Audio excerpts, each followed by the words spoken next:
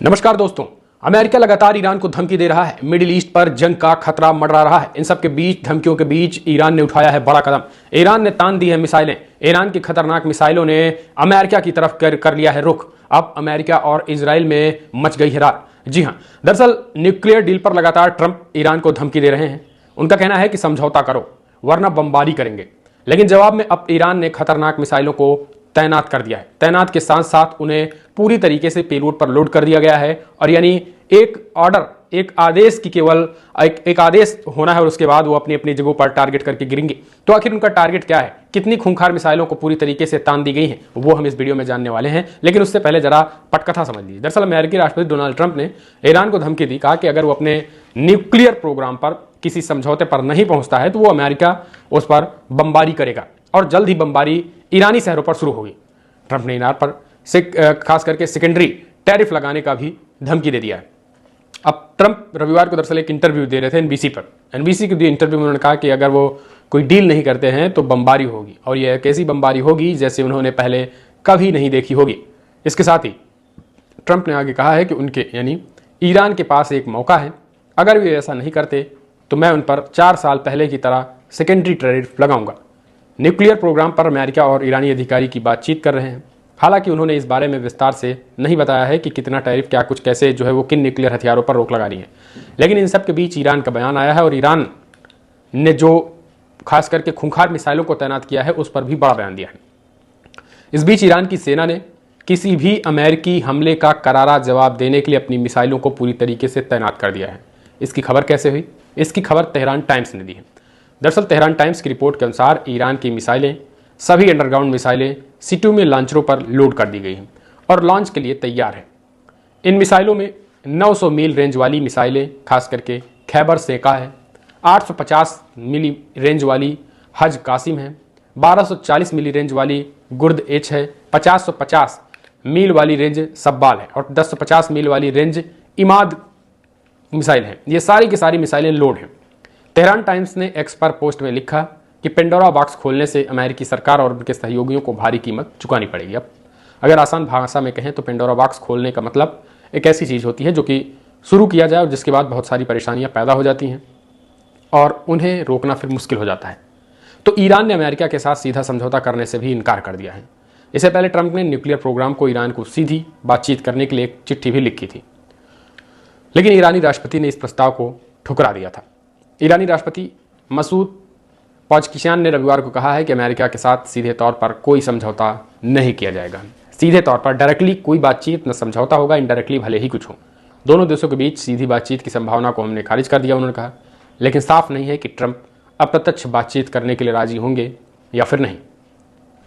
दरअसल 2018 में जब ट्रंप ने ईरान के परमाणु समझौते से अमेरिका को बाहर निकाला था, तब से अब तक की गई अप्रत्यक्ष बातचीत भी जो है वो असफल रही है। ट्रंप ईरान को चिट्ठी लिखी थी। रिपोर्ट्स के मुताबिक ट्रंप ने 12 मार्च को यूएई के एक दूत के जरिए ईरान को चिट्ठी लिखी थी, जिसमें ईरान के सुप्रीम लीडर अयतुल्लाह खामनेई को न्यूक्लियर प्रोग्राम पर नए सिरे से बातचीत करने के लिए न्योता दे दिया गया था। हालांकि आपको बता दें, अब इन सब तमाम धमकियों के बीच ईरान भी पूरी तरीके से अलर्ट है।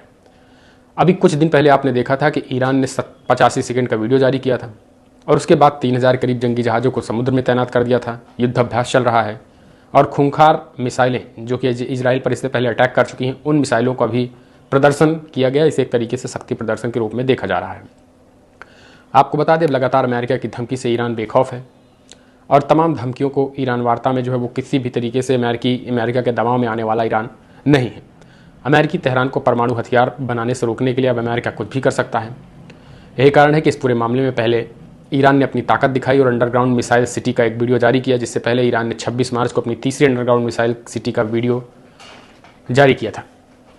85 सेकंड के वीडियोज़ में सुरंगों के भीतर मिसाइलों और आधुनिक हथियारें दिखाई दी और ये वीडियो इस समय पर जारी किया गया था जब डोनाल्ड ट्रंप की ईरान को परमाणु प्रोग्राम खत्म करने की चेतावनी की डेडलाइन करीब है।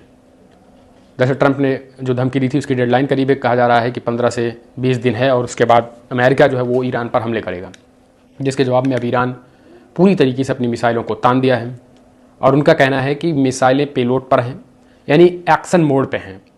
जैसे मिसाइलों को 1 मिनट की डिस्टेंस पे अगर कहीं भी कोई भी अटैक होता है तो बस एक ऑर्डर का एक तरीके से कह सकते हैं कि एक ऑर्डर करने की बारी है, उसके बाद वो मिसाइलें पलक झपकते ही अपनी जगह पर वो पहुंच जाएंगी। और अगर देखा जाए तो इजराइल पूरी तरीके से उसकी रडार में है। इजराइल जो है वो ईरान की मिसाइलों की रडार में पूरी तरीके से है, और यही कारण है कि इजराइल पर की हुई जो इजराइल पर हमले की हुई जो मिसाइलें थी वो उस सुरंग में साफ तौर पर देखी दी गई हैं।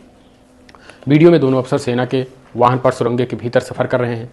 आसपास ईरान की आधुनिक मिसाइलें और एडवांस वेपनरी दिखाई दे रहे हैं। ईरान की सबसे खतरनाक Khyber second Qadr H Sejjil और पॉवेडलैंड अटैक क्रूज मिसाइल भी दिख रही है। रिपोर्ट्स के मुताबिक इन हथियारों का इस्तेमाल हाल ही में इजराइल पर हमले में किया गया था। तो इस तरीके की चीज़ें निकल के आ रही, लेकिन अब आपको समझना जरूरी है, थोड़ा सा हम आपको विस्तार से बता दें कि आखिर अमेरिका और ईरान झगड़ क्यों रहे हैं। तो झगड़े की शुरुआत 1953 से होती है, तख्ता पलट के बीच। ये वो साल था जब अमेरिका और ईरान के बीच दुश्मनी की शुरुआत हुई है। अमेरिका खुफिया एजेंसी CIA ने ब्रिटेन के साथ मिलकर ईरान में तख्ता पलट करवा दिया। निर्वाचित प्रधानमंत्री मोहम्मद मोसाद्दिक को हटाकर ईरान के शाह राजा पहलवी के हाथ में सत्ता दे दी, जिसकी मुख्य वजह था तेल। मोसाद्दिक तेल के उद्योग का राष्ट्रीयकरण करना चाहते थे। इसके साथ अगली लड़ाई अमेरिका के साथ 1979 में हुई, जो कि ईरान क्रांति के रूप में जानी जाती है। ईरान में एक नया नेता उभरा, अयातुल्लाह रुहुल्लाह खुमैनी। खुमैनी खास करके पश्चिमीकरण और अमेरिका पर ईरान की निर्भरता के सख्त खिलाफ थे। शाह पहलवी उनके निशाने पर थे। खुमैनी के नेतृत्व में ईरान में असंतोष उपजने लगा था। शाह को ईरान छोड़ना पड़ गया था, इस तरीके के हालात बन गए थे। इसके बाद 1 फरवरी 1979 को खुमैनी निर्वासन से लौट आए। फिर 1979 से 1981 से दूतावास संकट हो गया। ईरान और अमेरिका के राजनयिक संबंध खत्म हो चुके थे। तेहरान में ईरानी छात्रों ने अमेरिकी दूतावास को अपने कब्जे में ले लिया था। 52 अमेरिकी नागरिकों को 444 दिनों तक बंधक बनाकर रखा गया था।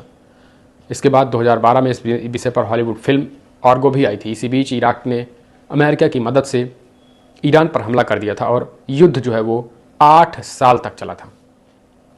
अब अगला एक्शन 2015 में हुआ, परमाणु समझौता। ओबामा के अमेरिकी राष्ट्रपति रहते समय दोनों देशों के संबंध थोड़ा सुधरने लगे। ईरान के साथ परमाणु समझौता हुआ, जिसमें ईरान ने परमाणु कार्यक्रम को सीमित करने की बात कही थी। इसके बदले उस पर लगे तमाम आर्थिक प्रतिबंधों में थोड़ी ढील भी दी गई थी। लेकिन ट्रंप ने राष्ट्रपति बनने के बाद यह समझौता रद्द कर दिया था। फिर दुश्मनी फिर से शुरू हो गई थी, और वो दुश्मनी अभी फिर अब तक चली आ रही है। तो कहीं ना कहीं देखा जाए तो लगातार जो इस तरीके की धमकियां और धमकियों के बीच डोनाल्ड ट्रंप की वापसी ने ईरान पर एक तरीके से ईरान और अमेरिका के साथ जंग का खतरा मंडरा रहा है। लेकिन ईरान ने भी मिसाइलें तान दी हैं। अब अपने सुझाव दें। फिलहाल इस वीडियो में इतना ही। नमस्कार।